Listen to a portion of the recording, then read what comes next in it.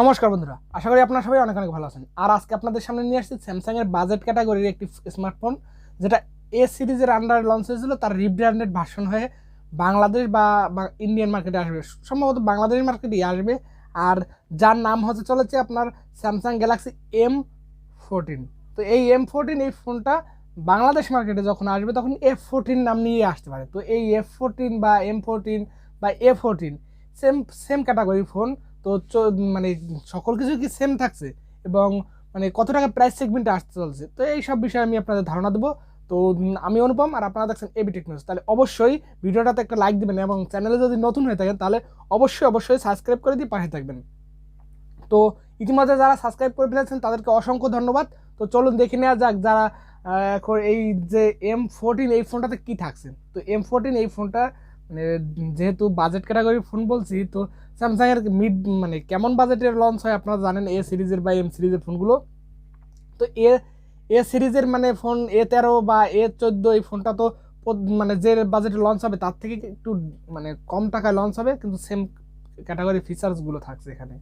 তো চলুন দেখে নেওয়া যাক যে এই M14 এই ফোনটাতে কী কী থাকছে। এখানে 9.4 মিলিমিটারের থিকনেস থাকছে এবং 206 গ্রাম ওজন, এবং এখানে থাকছে ডুয়েল সিম কার্ডের স্লট এবং গ্লাস ফ্রন্ট এবং প্লাস্টিক ব্যাক এবং প্লাস্টিক ফ্রেম, এবং কোন ভার্সনের যে গ্লাসের প্রোটেকশন সেইটা বলা হয়নি। এবং এতে থাকছে ডিসপ্লে হিসাবে TFT আপনার টাচ স্ক্রিন, যেটা 16 কালার্সের এবং যার সাইজ আছে 6.6 ইঞ্চির একটি ডিসপ্লে, যার স্ক্রিন টু বডি রেশিও হচ্ছে 81.5%, এবং এর রেজুলেশন হচ্ছে 1000x2408 পিক্সেল এবং 20:9 অ্যাসপেক্ট রেশিও 400 PPI ডেন্সিটি একটি ডিসপ্লে, যেটা 90 ইয়ার সাপোর্টেড। তো এইখানে আমার একটা কথা যে মানে এই যে বাজেট সেগমেন্টে এই ফোনটা লঞ্চ করা হবে যা এখন পর্যন্ত ধারণা করা হয়েছে, তো সেই বাজেটটা আমি আপনাকে আগেই বলে দিতে চাই, যেটা বাজেট 25,000 টাকার কাছাকাছি এই ফোনটার প্রাইস হতে পারে। তো 25,000 টাকা বাজেট সেগমেন্টে আমরা সাধারণত এই বাজেটে অ্যামোলেড টাচ স্ক্রিন আশা করি।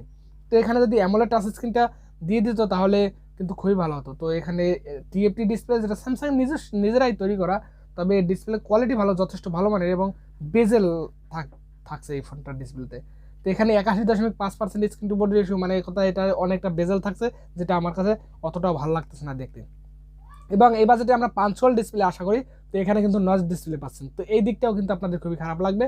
তো আমি ডাউনগ্রেডেড পয়েন্ট আমার কোন কোন জায়গায় খারাপ লাগলো সেগুলো আপনাদের সাথে সাথে বলছি, এবং কী কী থাকছে ফিচার সেগুলো আপনাদের সাথে সাথে বলছি।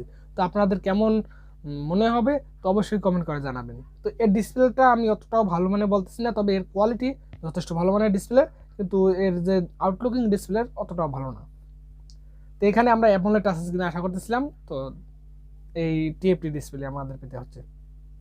এছাড়া এর পারফরমেন্সে থাকছে আপনার OS Android 13 এবং One UI 5 রান করবে। তো One UI 5 রান করবে, এই One UI 5 মানে কোথাও অনেক ফিচার্স থাকছে, আর One UI নিয়ে আমার কোনো কমপ্লেন নেই, যেখানে অনেক ধরনের ক্লিন একটি UI এবং অনেক অনেক সেন্সরের দেখা পেয়ে যাবেন, অনেক কাস্টমাইজ একটি UI, যেটা নিয়ে কোনো কমপ্লেন নেই। এছাড়াও এখানে থাকছে চিপসেট হিসাবে যেটা 1330 চিপসেট, যেটা যথেষ্ট ভালো মানের একটি চিপসেট, যার জিপিইউ হিসাবে থাকছে মালি G68 এবং MC4। তো এই প্রসেসরটা যথেষ্ট ভালো মানের প্রসেসর, এই বাজেট সেগমেন্ট এই প্রসেসরটা বেস্ট প্রসেসর। আমি মানে আনঅফিসিয়াল ফোনের সাথে যদি কম্পেয়ার করতে চাই তাহলে এই প্রসেসরটা পিছিয়ে পড়বে। এছাড়া আপনি এই প্রসেসরটা যদি দেখেন যে 5G প্রসেসর হিসাবে কিন্তু ভালো মানের এখানে থাকছে। বাই দ্য ওয়ে, এখানে 5G ব্যান্ড হিসেবে থাকছে 8খানা ব্যান্ডের সাপোর্টেড, এবং এই প্রসেসরের দ্বারা যদি আপনারা PUBG, ফ্রি ফায়ার, অ্যাস্ট্রোনাইট গেমগুলো রান করতে চান তো অনায়াসে আপনারা রান করে নিতে পারবেন এখানে। তো গেমিং এক্সপিরিয়েন্স আপনাদের জন্য ভালো হতে চলেছে, তো এইটা নো ডাউট গেম আপনারা ভালো খেলতে পারবেন।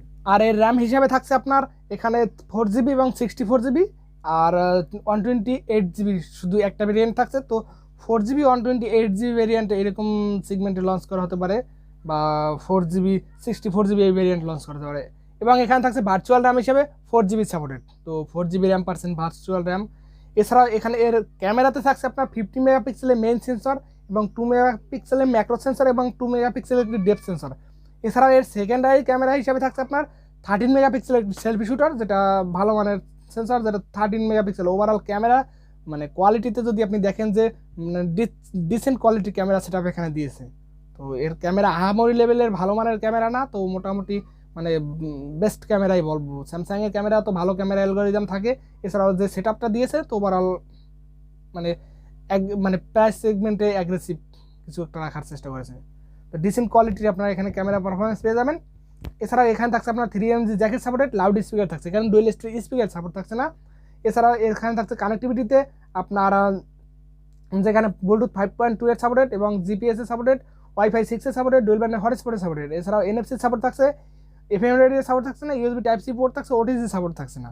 এছাড়াও এর ফিচার্স হিসেবে থাকছে আপনার ফিঙ্গারপ্রিন্ট সেন্সার যেটা সাইড মাউন্টেড, আর এখানে থাকছে ফেস আনলক। আর এই ফোনটার পাওয়ার ব্যাকআপ করার জন্য রয়েছে লিথিয়াম পলিমার নন রিমুভেবল একটি 6000 mAh এর ব্যাটারি, আর যার সাথে থাকছে 15 ওয়াটের একটি ফাস্ট চার্জার। তো এখানে 25 ওয়াটের ফাস্ট চার্জারটা আমরা আশা করি এই বাজেট সেগমেন্টে, মানে 25 ওয়াটের ফাস্ট চার্জারটা দিলে খুবই ভালো হতো। আর এই ফোনটাতে 15 ওয়াটের ফাস্ট চার্জার দিয়ে এই ফোনটাকে চার্জ করতে 2 ঘন্টা 43 মিনিট বা 45 মিনিটের মতো সময় লাগতে পারে। তো এই ছিল এর মানে মূল ডিটেলস। এছাড়াও এর কালারের হিসাবে থাকছে নেভি ব্লু এবং লাইট ব্লু এবং সিলভার। তো 3টা কালার ভেরিয়েন্টে এই ফোনটি আসবে। তো এই ছিল এই ফোনটার মূল কনফিগারেশন, এবং যার প্রাইস হতে পারে বাংলাদেশে 25,000 টাকার মতন। তো 25,000 টাকা বাজেট সেগমেন্টে যদি এই ফোনটা মানে অফিসিয়াল লঞ্চ করা হয়, তো আমার তো মনে হচ্ছে যে এটা ওভার প্রাইসড হবে। কারণ 25,000 টাকা বাজেট সেগমেন্টে আদার্স অন্য ব্র্যান্ডের যত ফোন আছে, তো সেই ফোনগুলো বেস্ট ফোন হতে পারে আপনাদের জন্য। তো এই M14 এই ফোনটা কিন্তু মানে F14 নাম নিয়ে আসবে, যদিও বাংলাদেশে M14 F14 একই ফোন। তো এই ফোনটা কিন্তু খুবই মানে ভালো মানের ফিচার্স থাকছে, এখানে ভালো প্রসেসর থাকছে, Exynos 1330 প্রসেসর, এবং ক্যামেরা সেটআপ যেটা যথেষ্ট ভালো মানের, এবং ডিসপ্লে ভালো মানের, তবে অতটাও মানে দেখতে ভালো না। এছাড়াও আপনার এখানে ক্যামেরার যে পিছনে যে ব্যাক সাইড লুকিংটা, যেটা যথেষ্ট ভালো মানের S সিরিজের ফোনের সাথে মিলে যাচ্ছে হুবহু। তো এর লুকিংটা যথেষ্ট ভালো মানের। ওভারঅল কিন্তু ফোনটা মানে যদি এই প্যাকেজটা যদি 464 ভেরিয়েন্ট যদি 20,000 টাকা বাজার সেগমেন্টে লঞ্চ করা হতো অফিসিয়ালি, তাহলে কিন্তু বেস্ট ফোন হতো আপনাদের জন্য। তো 464 ভেরিয়েন্ট যদি 20,000 টাকা বাজার সেগমেন্টে আপনারা পেয়ে যান বা লঞ্চ হয়, তাহলে কিন্তু ওভারঅল বেস্ট ফোন হতে পারে আপনাদের জন্য। তো এই ছিল আজকের স্যামসাং গ্যালাক্সি F14 বা M14 এই ফোনটার ডিটেলস রিভিউ। তো কেমন লাগলো অবশ্যই কমেন্ট করে জানাবেন, এবং যদি ভিডিওটা ভালো লাগে তাহলে অবশ্যই সাবস্ক্রাইব করে পাশে থাকবেন, এবং নেক্সটে সুন্দর সুন্দর এরকম ভিডিও দেখার জন্য অবশ্যই ভিডিওটা লাইক করবেন এবং বন্ধুদের কাছে শেয়ার করবেন এই ভিডিওটা। তো অবশ্যই আপনারা পাশে থাকবেন, আমাকে সাপোর্ট করবেন। তো দেখা হচ্ছে নেক্সট ভিডিওতে। সবাই ভালো থাকবেন, সুস্থ থাকবেন।